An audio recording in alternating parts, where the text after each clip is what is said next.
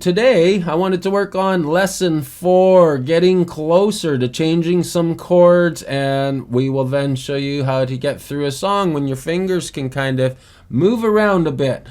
So hopefully you've gone through the guitar lessons 1, 2, and 3, and we're going to get started with 4 right now. Now, if you've gone through the A7 to the D, it's pretty cool because you could already start a song. You could check out Give a Little Bit. It's on my channel, and it's basically... Now the hard part's being quick at getting to that D. So we get a down, up, down. What's the strum on it? Yeah, so down, up, down, down, up, down. 2, 3, 4. That's pretty fast, so you might want to go slow. Down, up, down. Make sure that your pick connects with the chord. And then get the other down, up, down, down. And a 1, and a 2, 3, 4. And a 1, and a 2, 3, 4. And a 1, and a 2, 3, 4. Now in my tutorial I used an A major. Sometimes he switches it back and forth. You have to listen with your ears for that. So lesson 4, back to lesson 4. If we're on our D chord, what I'm trying to get students to do is be able to drop your pinky in on the bottom string and lift 1 and 2 off. Then put fingers 1 and 2 down and lift your pinky off. So a nice easy one if you've worked the other ones. But it's still teaching your mind to control fingers individually, which is what we want to do. We want to try to figure out a method that's quick so we don't spend years trying to make chord changes like I did as a kid. So all these ideas I've come up with because they really do work. It's your mind controlling your hand. So with all these ideas, if you can do it, then you will get ahead a lot faster. Now don't forget, we did talk about my hand being towards the tuning keys, and make sure that we have lots of room between our hand and the neck here. We don't want to be jammed up like this. Makes our hands and our fingers all scrunched up. I'm going to zoom in a little bit closer so you guys can really see what's happening here.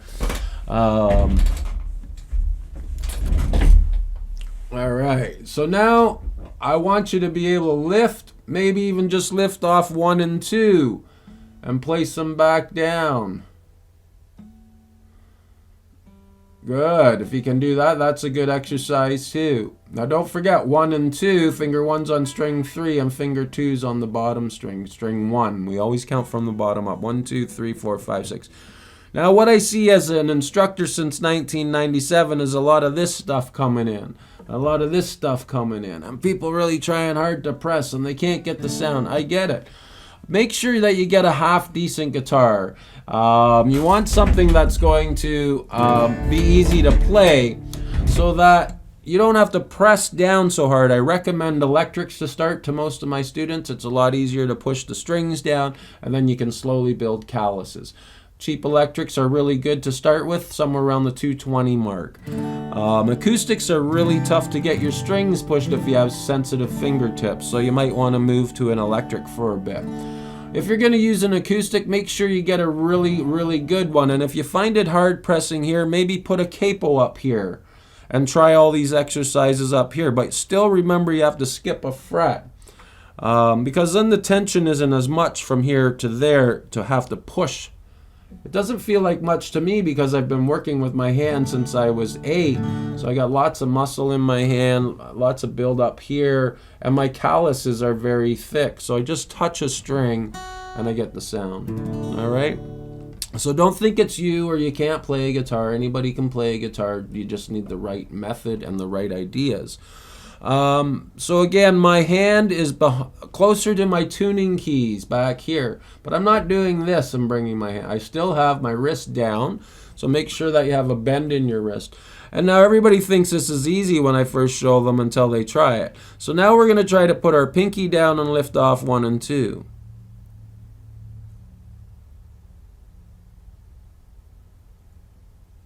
All right, once we get that going, then we can try to strum in 4s. And again, for our D chord, we're only going to strum from the 4 string down. 1, 2, 3, 4. And we want them all to sound clear. Now, one thing that I notice is that finger 3 is really close to string 3. You don't want to touch it, but almost, so that you clear the bottom string, this high E string on the bottom. So finger 3 is up more on the bottom of the tip than right by its fingernail. Because if I'm right by my fingernail pushing in, then I'm going to touch the bottom string no matter what I do. But if I put my finger up so that's more on the bottom of the tip, then, I mean, and you can even just practice that. Even that sounds nice, just doing things with a D chord. I get some students that have a real hard time maybe just picking. You could go really slow and just go 1, 2, 3, 4, 5, 6. 1, 2, 3. And then maybe drop finger 2 down. 1. And I'm just picking 4, 3, 4, 3, 2, 1, 2, 3, 4, 3. So my pick's just basically 4, 3, 2, 1, 2, 3. Always down and up picking. You can see my fingers are out with my pick. And my pick is really pointing to the front of my fingernail. It's kind of hard to see that like that, but there's how my hand looks with my pick. And so my pick is actually should be pointing more like that, almost pointing to my fingernail. And I just have a little bit of the tip sticking out. I'll use a blue pick, it'll be better to see. There. And you can see that I just have a little bit of the pick. I don't have a whole pile of the pick sticking out. Just like the tip of it. I know it feels weird, and it's like I can't do it. I get it. Make a hook with your finger. Make a hook with your pick. Make a hook with your finger and put your pick on the side of your finger and curl your thumb so you have a bend in your thumb. And you hold it just gently, enough that there's a bit of a fight to get it out of your hand, but not so tight that you can't get it out of your hand, and not so loose it just falls out of your hand. And always keep these fingers out, and don't be tense and stressed like this. Just relax, nice and relaxed. And you want to use the weight of your hand to strum, not forcing your arm, just the weight, like that. 2, 3, 4. Okay, so I gave you some tips. Hopefully you were working on that while I was talking about other stuff, because I like to multitask when I do guitar. I'll be talking and still working my fingers, and you know, it's great for the mind, the soul, everything. So here we go. We're going to start our exercise now. I'm on string 4 with my pick, and I'm going to strum down both of these chords from string 4 with my pick. And here we go.